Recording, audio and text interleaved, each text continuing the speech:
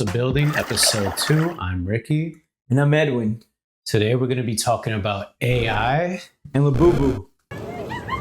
How's it going, bro? How was your summer? Actually, how did you think about our first episode? I think it went well. It could have been better. Things like us having the wires in the middle or not. It's just like things that are up to us. That I think we decided to keep the wires there because it's just more like what it is. Raw. Yeah, it's like what it is. Yeah. Rather than photoshopping it out. I think like things like that. It's like our personal touches that are, you know, key. That's what the human touch to everything is. It's pretty much what we're trying to refine. How was your summer? Didn't you go to a wedding recently? Yeah, I just attended one of our close friends' wedding. Shout out Ewan and Laura. I DJ'd their wedding actually. That's dope. First time DJing a wedding. It was pretty fun. Actually. I feel like nostalgic vibes. DJing a wedding. It's like the wedding singer or something like that. Yeah. It's like you're gonna look back at it in like 20, 30 years and you're gonna be like, I did that. Yeah, it was really fun because I've never DJ'd a wedding, and the venue was like this beautiful house in Long Island. So it was very memorable. My Melissa, she actually planned the whole wedding. She was the wedding planner. That's amazing. Aren't they? They're close friends of yours. Yeah, they're really close friends, and they confided and trusted in her to do the job, and she did a great job. But shout out to Melissa, your significant other. Yeah, my wife, my future wife. Yeah. But yeah, the summer's going by pretty quick, bro. I think I haven't done much except that wedding, but hopefully I'll get some more fun things done. What about yourself? Yeah, same thing. Just been chilling. We went to see Superman yesterday. Ooh, how was that? Really fun. It was really well done on all different levels: sound, visual, color, writing. Every layer of the movie, the film was well done. Yeah. Where'd you go see it? I saw it at the Nighthawk. It's the one in Williamsburg. Oh, I've been there. The one that we went to see, Brightburn, which was saw that? Yeah, we went to see Brightburn, which was produced by James Gunn, and I think it was like written or directed by his younger brother, the guy that's always in his films. But yeah, it's like the anti-Superman. Word. And I actually really like that film. I was like, what if Superman got the message from his parents that he's supposed to kill? Is that what it was? The whole world. Yeah. And he's like, yeah, I could fucking kill these motherfuckers. That's a pretty crazy. I feel like that movie didn't get enough no, because it was kind of like it was like I don't know what the budget was, but it was well done and it was with great actors, but it wasn't like a huge budget film.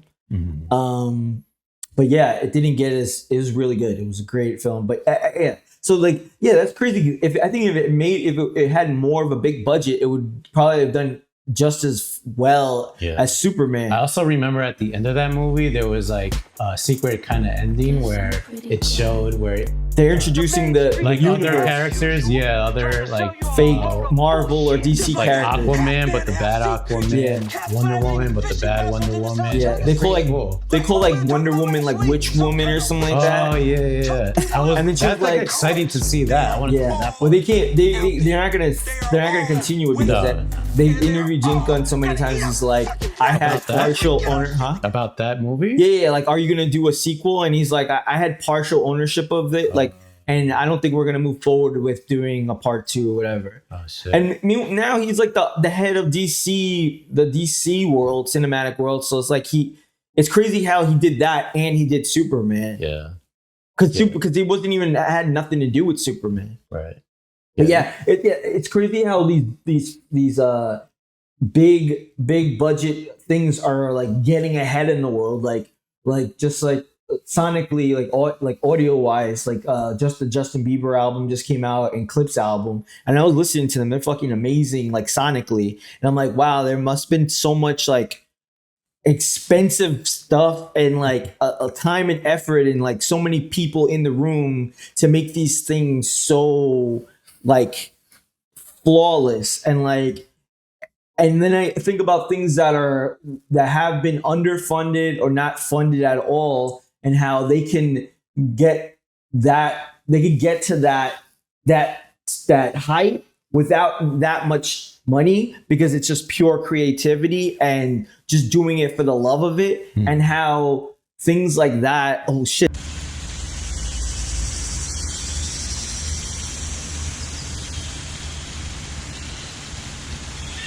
This week, 2 quiet earthquakes just rocked American media, the kind that don't make a sound but shake the foundation. First, the federal government announced sweeping budget cuts, gutting funding for PBS, the last free educational broadcast platform left standing. Then CBS pulled the plug on The Late Show with Stephen Colbert, a cultural staple and one of the sharpest satirical voices of our time. Some are calling it a coincidence. We're calling it what it is, a strategy. All right. And then the segment 1, what's happening? Let's break it down. PBS, home to Frontline, Sesame Street, PBS, PBS NewsHour isn't just nostalgia or Big Bird. It's about access. It's one of the few non-commercial platforms that where storytelling isn't beholden to a corporate dollars or rating algorithms. When you defund PBS, you're not trimming fat, you're cutting the public out of public broadcasting. Now add to the cancellations of The Late Show, a show that held power accountable with laughter, wit, and fearless commentary. Stephen Colbert wasn't just a comedian. He was a pressure valve for millions of Americans grappling with political despair. And yes, he wasn't a consistent critic on the current administration. Together, these decisions paint a disturbing picture. When creative voices challenge power, power finds ways to shut them up. And then I go, you want me to continue with this? Is this interesting to you guys? Yeah. Okay, because this is interesting to me. I grew up watching PBS. I love Colbert. Yeah. It's sad that it's all being defunded. I don't even know. Like, how would we go? How is it going to go on? How does the future look? Yeah. I've already seen commercials too for they're asking for the public for money. It's going to be like is that, like, I guess you could continue to do it, right? Like there's like public but I guess public funding, like you could still maybe get state funding. What I don't understand, there's state funding, right? And also like local funding, right? There's got to be local foundations that are keeping things afloat, especially today. Yeah, I'm sure. Because I even saw that Sesame Street. I think HBO they bought, but that's crazy because is that fucked up though? It's kind of fucked up. It's kind of fucked up because it's good that they're staying alive, but then also it's like, is this what the big corporations want? Like HBO probably wanted this. They probably because they're all owned by the same person. Like what if they're what if you could probably see the connection? I bet you if you do a lot of hard deep dives, you could find a connection between the people that are defunding the signing and giving money to the politicians that are pushing these bills, and then also the companies that are absorbing these entities.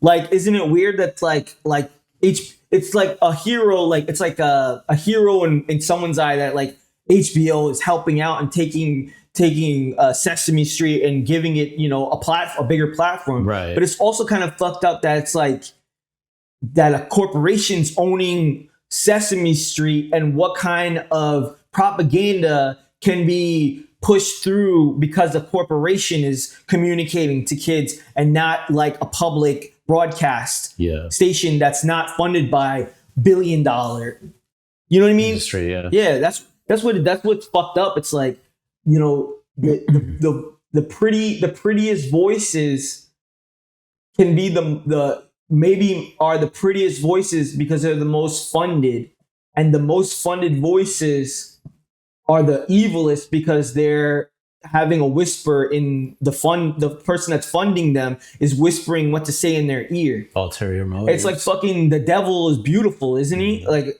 I'm an atheist, but in the Bible, it's gonna say the devil was the most beautiful thing in the world. It's like a mix between a woman and a man. It's like you don't know what it is. Yeah. So I don't know. I think that's entertainment.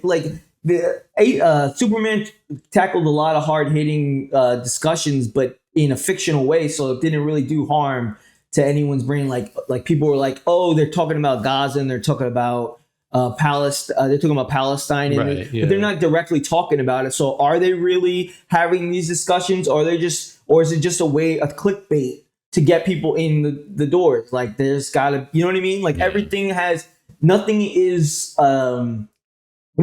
sacred in the world of entertainment. And like, that's part of the big, beautiful bill to defund PBS. There's also a part about the big, beautiful bill that talks about AI, which brings us into our first topic, AI.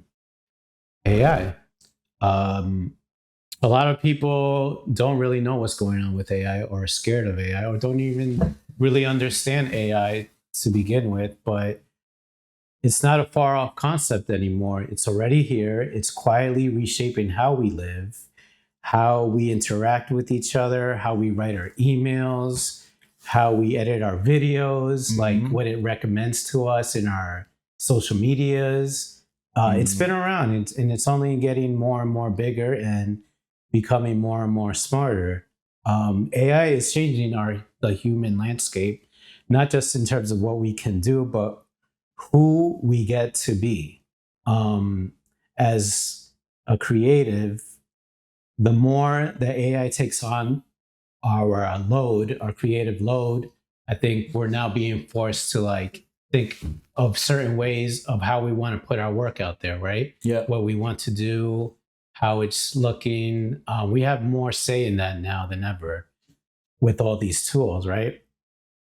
But while these machines are getting better at automating tasks, we're being pushed to focus on what makes us more human. Our emotional intelligence, our ethics, our creativity, like I said, and our presence just on this earth. The shift is without consequences, and one of those consequences are jobs. I know a lot of people have heard about, jobs being taken away because of AI, and that's a part of it. But you would think because of these new AI tools and how it's becoming more and more integrated with our lives, there'll be more regulation, right? But in the big, beautiful bill, they're doing the exact opposite, or at least they're trying to do the exact opposite. Within the new bill, there was a provision that, let me see here, that would have banned all new state and local AI regulations for the next 10 years. That means no protections against biased hiring algorithms, deep fakes, mass surveillance, or school-related privacy. Do you know what I mean by school-related privacy? What does that mean? It's like, you know how they're trying to integrate AI into school now? And it's gonna be like a reality sooner or later. AI is gonna be like in elementary schools or whatever. But the thing about that is you have to collect all these people's information as kids, right? And then there's no safety net of, these companies selling that information to a Lego company, let's say. Lego takes that information. Now they know what they're looking for. They're getting all this information about kids, what they're into, what they don't like, and that's all going into that could possibly go to corporations. So not having any of these rules really messes us up, not just there, but like in our justice system also. There's AI tools being implemented the same way as what I was talking about with school.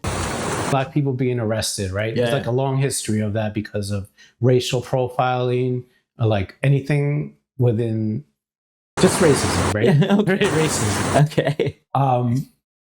So imagine like taking all that information and just feeding it to an AI computer. It's going to be like, oh, brown people are fucking, they're committing crimes. And then the AI is going to take that information and use it when they're serving justice. Yes. And then it's going to be like a two-tiered system almost in a way. It's like Judge Dredd vibes. Exactly. Yeah. It's like I'm the end all voice. Like exactly. I am the judge, jury, and executioner, and all this information will be like I just have to scan your barcode, and if you're a committed felon and you're not in jail, I'm allowed to kill you on the spot type shit. Judge Dredd. Right? Judge Dredd. I grew up reading that comic book. It's like, this is Judge Dredd. So that's a very, I mean, Also, sorry. yeah, go ahead. No, also it reminds me of kind of like of Minority Report, where they're like because of the AI, it's pretty much like those were they twins or Yeah, it was like triplets? two people that But they were like reading the future of like Right, who's gonna do it. And I feel like if you're downloading everybody's information, and then you have like if you have like approval from the government to be like this way of doing things is helping things out because they can maneuver numbers, and then just have the AI say like according to our history of this person's gonna do this crime on January 14th, 2047. Crazy. Because of the algorithm of his past, whatever. Crazy. There needs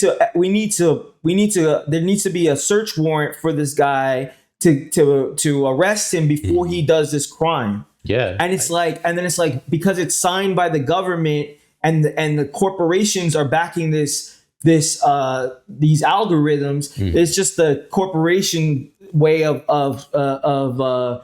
controlling us, because they could put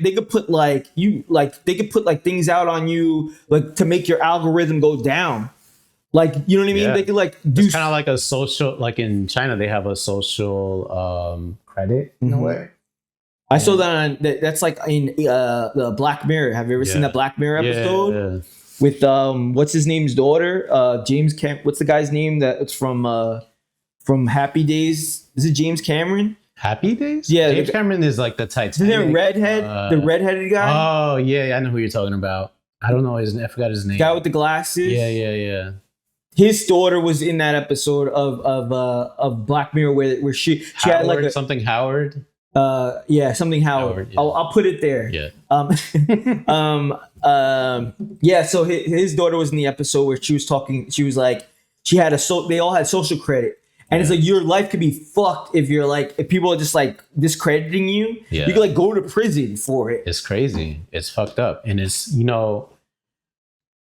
if we were talking about this like 2 years ago, it would have probably sounded crazy, even because this is like movie shit. Like you see this in dystopian movies. But it happens in every day. It happens on Instagram. It happens on us, on our like the social credit that I have on Instagram is not as near. It's not nothing compared. This is the YouTube social credit that we have isn't compared. Like I can't compare that to social credit on a different platform. So it's like the credibility that we have on this new channel, it's nothing at this point, because we didn't feed the monster the time it needs to be able to say you're good enough. Feed me. Feed the corporation content. So are we feeding the corporation right now? Isn't that fucked up? But we're trying to teach you guys something. Like we're trying to learn stuff here.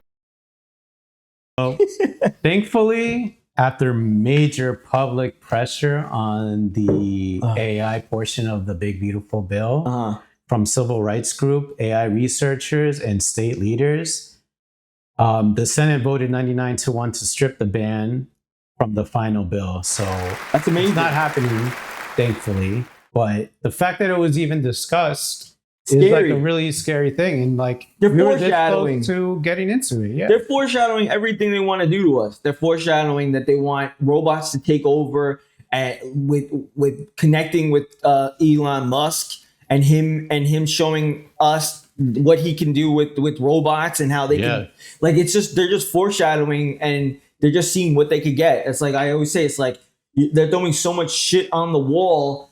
Like if you throw 100% of shit on the Wall and 60% of the shit sticks, that's one shitty wall. Like it's one hell of a tactic. Like, right? You just keep on throwing stuff at the wall. Like there's that, and it's crazy because it's so telling. Everything that they try to pass is like telling of who they actually are as human beings, and how fucking evil they are, and how dark-hearted they are, how their soul is so like nasty inside, so hateful, it's so gross. It's fucked up, man. But so I'm saying that just to highlight the importance of AI. I know a lot of people are scared of AI. They don't want to even touch AI. But I do encourage creatives to fuck with AI and just the basic understanding, because it's coming and it's coming strong, and you need to be prepared as much as you can, right? So it's like it's messed up because we do live in a capitalistic world. Like we don't have to be considered capitalist if we're just using the tools that already exist. Mm-hmm. Like, you know, everything should be used in you know, like if you're doing drugs, like don't do too many drugs, right? Like if you have a back pain and you take Tylenol for your back pains, like don't overdose on the Tylenol. But if it's there to help you out, it's like it's already there to help you out. So like, as a human afraid of what's to come in AI, the best way for us to combat it in a way is to continue to communicate about it and say all the fucked up things that it's doing. But while it's in use, like if you need to use it at your job to pay your bills, like no one's judging you. Like if you need to incorporate it into your profile and like, you know, talk about it during interviews. Yeah. Like we don't want you to be anti. I don't use that. You're gonna get left behind. Let's be real. Like, so it's like and I think we're gonna continue to tackle both ends of that spectrum of like, you know, AI at the end of the day is just another automation in our world. Exactly. And it makes things easier for the short, you know, for the short amount of time. But it's also, there has long-term effects that we're going to discuss. So we're going to continue to discuss AI and the negative and positive things that it's doing in future. I would want to. Yeah, I know you brought up talking about the big beautiful bill and the components within that bill. Yeah, but I would also be cool to have a reoccurring AI segment. You just talk about like top headline news, where the subject is AI. Like, for example, Elon Musk, you were just talking about how he just sold Grok to the government, and they're going to be using that in who. It literally says like top secret thing. Government Grok he was just sold by to the government, and isn't it crazy that Elon Musk is now not part of Doge, but he's still having, and he has a beef with Trump, but he still has all these government connections that he's still working with them. Yeah. He's still it's so fucking silly that we're like so blind that to see that he's still part of it. He's still getting money directly from the government. Yeah. Well, while also like keeping a low profile now, so he's trying to get Tesla's stocks back up. You think so? That's why I think he's like, oh, I'm going to step back, but he's still doing all the damage behind the scenes. He wants to be popular again, but we cannot let him be popular again. But anyways, AI is here. It's evolving fast. And while it brings opportunity, it also brings risk to our jobs, our privacy, our safety, our basic humanity. We need laws that reflect this movement, not 10-year silences, not corporation loopholes, real protections, real accountability, and a real voice for the people who are most impacted. And, you know, that's all I really have to say about AI right now, but we'll talk about it more. I love it, man. Anything you want to add to that before we get into Labubus? Nah, man. No. Have you ever watched AI porn before? No, I haven't. So fucking weird shit, man. It's like morphing into like different. It doesn't look good. It looks real and weird at the same time, and it makes you feel like you're like getting car sick. It's like, what am I watching? Yeah, I haven't watched it. Don't. You can, but it's not like anything. It's like, what the fuck? I feel like I've been seeing more AI, like cartoons or animations of like weird shows. Yeah, it seems pretty funny and cool. They're using it for like big budget films now. Yeah. Like they're like filling in little gaps with AI. They're like, you could tell too. At this point, sometimes you can't tell. But if you're doing if you have someone really good, obviously. But like I was watching like a Tubi movie the other day, and it's just like very amateur producers. Yeah. But someone made a whole movie using AI. Yeah, but those And get they look like bad, but yeah. like it still exists now. It's yeah, out there. it's out there. And then people in the future are like nostalgia buffs. If it's popular enough, they're gonna be like, let's watch that movie. It was really good when I was growing up. And they're going to be growing up potentially on AI created movies. Exactly. And not even thinking about it because it's so like true. old school. That's true. It's like when CGI started, like when they started implementing it into the film industry, when they started bringing it in, like people were like, oh, we could tell the difference. And they were like, this is like cheesy or whatever. Yeah. But then, or like the Star Wars movie when all of it was CGI. It was like they just went overdose on CGI and everybody was like, what the fuck? Why are we watching this? This doesn't even feel That's good. what I was mentioning, how it is going to make us more human AI. Things like handwriting on paper one day is going to be like, whoa, this is like, you wrote this on real paper? You really wrote this? You drew this? Like you actually painted this? Yeah. Like those things are going to pick up again. Like, because it's handcrafted stuff. It's all texture. Yeah. Like the design is not about flat. It's about the layers. That's why we always try to we started talking early on about the communication style on the show, and like to throw things on top of things and have things going on while things are going on while we're having the discussion. This is kind of meta right now. I'm talking meta right now, like ultra meta. But like that texture of like, you know, imperfection is like the texture that we're trying to like reflect on in like a real life. Like it shouldn't be clean, super clean, because like life isn't super clean. Like that's just like just like a facade. A facade. Yeah. I love the grittiness. I love seeing mistakes. I love imperfections. I think those are human elements. So I like minimalism and imperfection in the minimalism. So it's like you have it very clean, but then you're human, so you add on shit just because.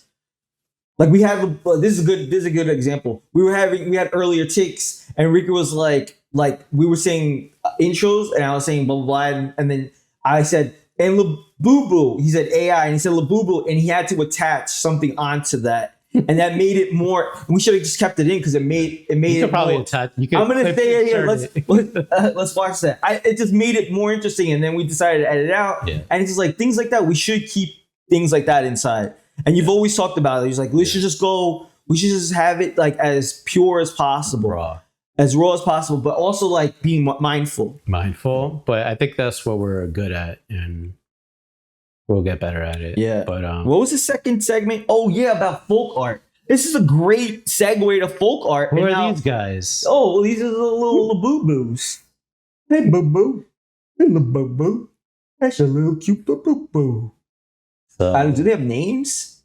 I think they do. Did you? I don't know. Mine is from my wife. My wife. That's not even mine. That's my wife's. Yeah. My wife's coworker friend. She gave it to her as a gift a long time ago. Yeah, I think the one you have, the sitting down one, is like Big Energy. Is that what it's called? I think. I'm not sure. Don't hold me to it. Is that a series? Yeah. So they have like different series within this thing, and yeah, there's different series you can get, whatever.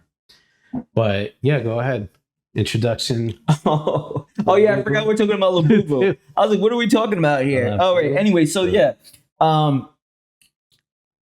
it's actually about folk art and Labubu. So what if I told you? This is what I'm gonna go off of it. What if I told you one of the biggest fashion symbols of 2025 started as a humble folk art creature, drawn by hand, inspired by mythology, and sold for pocket change. Labubu, the tiny, wide-eyed mischief maker clipped to Birkins and sold out in minutes, didn't come from LVMH or Silicon Valley. It came from the sketchbook of a Hong Kong artist, Kei Sing Long, and now it's a global status symbol. But this isn't just a story about toys. This is about how folk art is rising again. And I love folk art. I'm a folk artist. We're folk art. This is folk art. Being handmade and janky but then also looking like nice is folk art to me. Like things that are handmade by people, real people around the world. That's folk art. Telling stories about culture and like things that are happening on a day-to-day basis is folk art. People that aren't like trained in art but want to create things and they just go out of their way and just make things happen for their community, that's folk art. And like it's crazy how something that was so pure, right? So pure, it was folk, based on folk art. The Labubu's backstory here: before the hype, Labubus lived in a fantasy forest. This is like there's a story, like they're telling stories. It's making a structure. It's creating a world. It's not just like selling stuff to sell stuff. Nuance. Yeah, there's nuance here. Casing Longs created the character from folk legends, childhood memories, and outsider art traditions. It was messy, handmade, emotional, the kind of art that doesn't ask permission. Labubu was never supposed to be a status object. It was art, a personal myth. Now it became a rare hybrid, folk art that functions as fashion capital. Why folk art hits now? Folk art is having a moment again. Labubu's rise isn't an anomaly. We're seeing folk art aesthetics everywhere. Hand-painted ceramics, rug tufting, quilting, and embroidery on runways. Primitive characters in galleries, shows and designer collabs, claymation, DIY textures, and bad drawings in brand campaigns. This isn't a return to tradition. It's a rejection of polish, a pushback against slickness. Folk art says we made this with our hands, our weirdness, our history. And in an age of AI, algorithms, and corporate sameness, that message hits hard.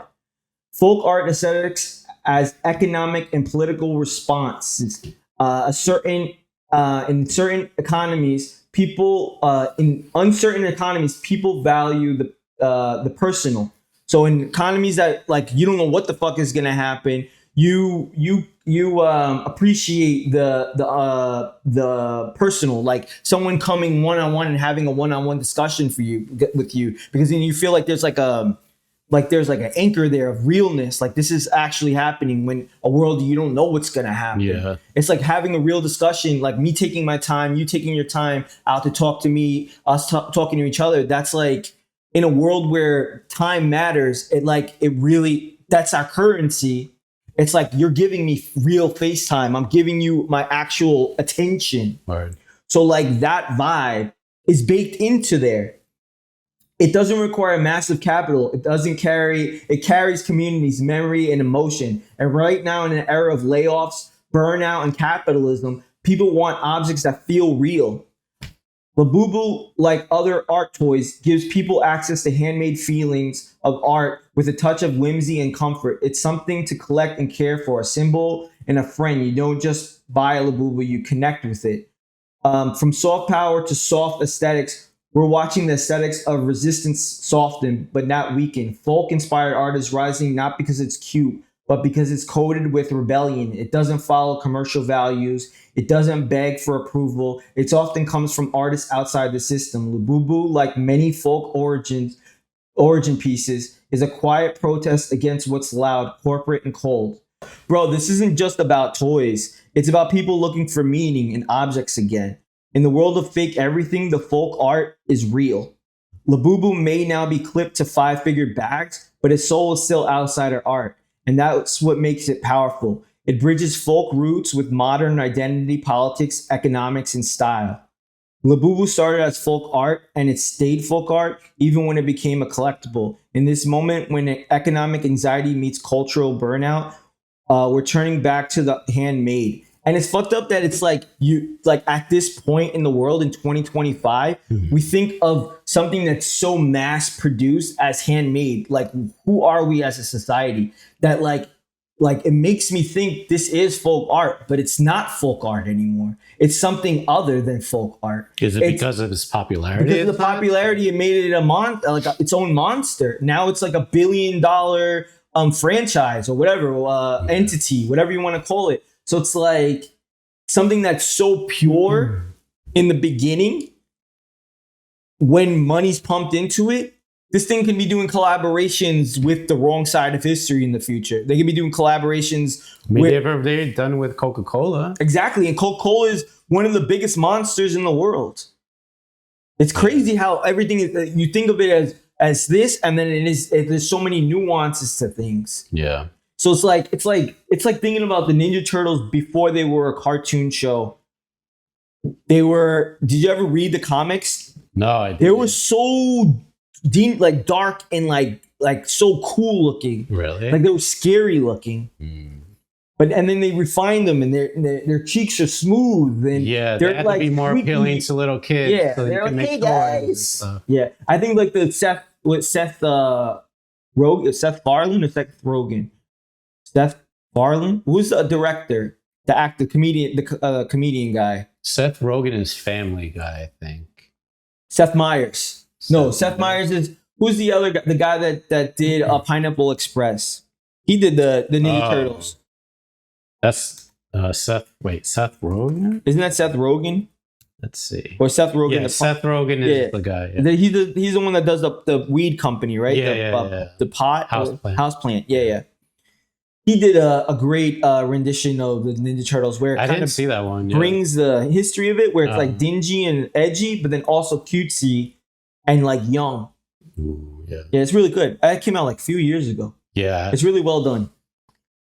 But then again, it's like it's well done, but it's nostalgia. It's not the actual original like punk rock version of it. It's not the folk art version of it. It's like it's like money being pumped into it. Yeah. So it's like where's what would you call the version of this now? Like the capitalistic version? The capitalism version. Labubu. La Capabubu. So Labubu, is it for you? That's the question. What else were we talking about? Wait, today? I actually have a gripe with Labubu, actually. All right, go ahead. My thing is, like, it's kind of pushing this gambling method, right? Okay. Because it's all blind boxes. Okay. And everyone's trying to get the secret Labubu.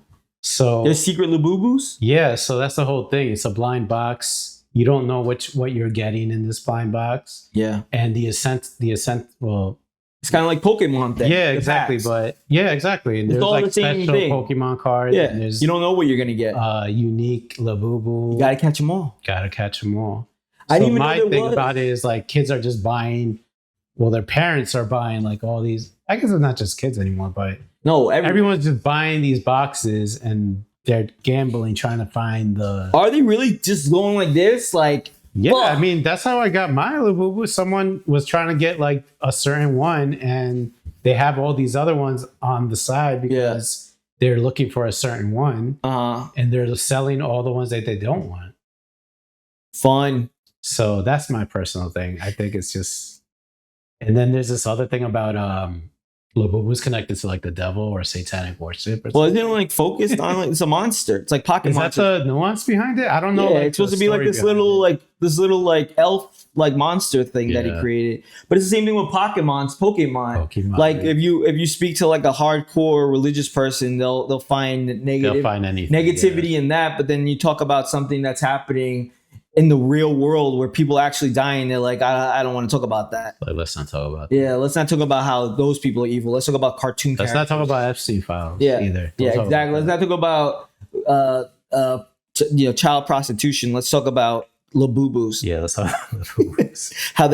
how Superman's too woke. Well, I think it's actually funny too, speaking of the Epstein stuff, that how much other news has been trying to get pushed out real hard. Yeah. Like not being able to wear shoes at the airport anymore. They try to like push that story. They're trying to like create all these other highlight news segments to make it like it's better. Bury the Epstein shit. Like it's better. Yeah.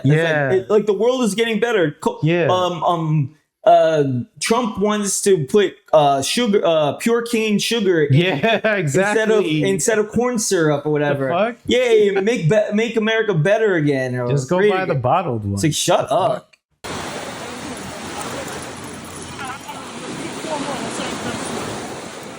I was also thinking about how Labubu is kind of like a strong tell of the current state that we're in financially, as not even a like a United States, but like a global economy, and how, I feel like there's like a major recession about to hit, and it probably already hit. We already hit, right? Yeah, prices are up. Everything's going up right now with the tariffs. Like, forget about it. So it's like people are cutting back on big buys, and they're trying to like if you were buying expensive things, a year, 2, 3, 4, 5 years ago, and you have those things still in your possession, you're potentially not going to get like the latest season of luxury goods that I know a lot of people that would get like a update every year. They would like update their wardrobe and be like, okay, I need to like replace this with this. And I think that's slowed down. And I think a way for people to continue that like urge of buying stuff is like to buy like this is like an icon, like a fashion symbol. And it's an inexpensive one. So it's like you want to be the talk of the town on social media. It's like a quick fix. It's like walking around with like a coffee or something. Yeah. It's like you look like you're part of the community, which is kind of fucked up because the community is like shallow. It's shallow as fuck, and it goes back to how it had folk roots. But now it's something completely different. It's different. Labubu is not Labubu anymore. No, it's not Labubu. Labubu, imagine they changed their name to something more like generic. No, I guess Labubu is. I don't know how you get more generic. I know. But that was interesting with Labubu, man. I think that's gonna wrap up this episode. We went over AI and Labubu. PBS. Please pay attention, everyone. Please pay attention. Any last words, Ed? Just keep going, guys. Whatever you're doing, don't give up. I know that's a broad statement, but I think everyone, I don't want to say everyone needs to hear that, but like I need to hear that. It's just like keep going until you can't go anymore on any level. But just as good. I'm not saying like keep going and you're like, yeah, I should do that, and you're like. I'm saying keep it in a good direction, a positive direction. Keep doing what you love. If you're a teacher, keep teaching. If you're a musician, keep creating music. If you're an artist, a painter, keep painting. If you're just keep trying, because that's all we have as humans. We just keep trying, keep failing, because failing is beautiful. Failing is beautiful. Failing is fucking beautiful. It is beautiful. All right, y'all. Thank you for tuning in. We'll have episode 3 coming out soon. Peace. Peace, guys. Oh, wait. Let me play my new song. It's your pain's vacation.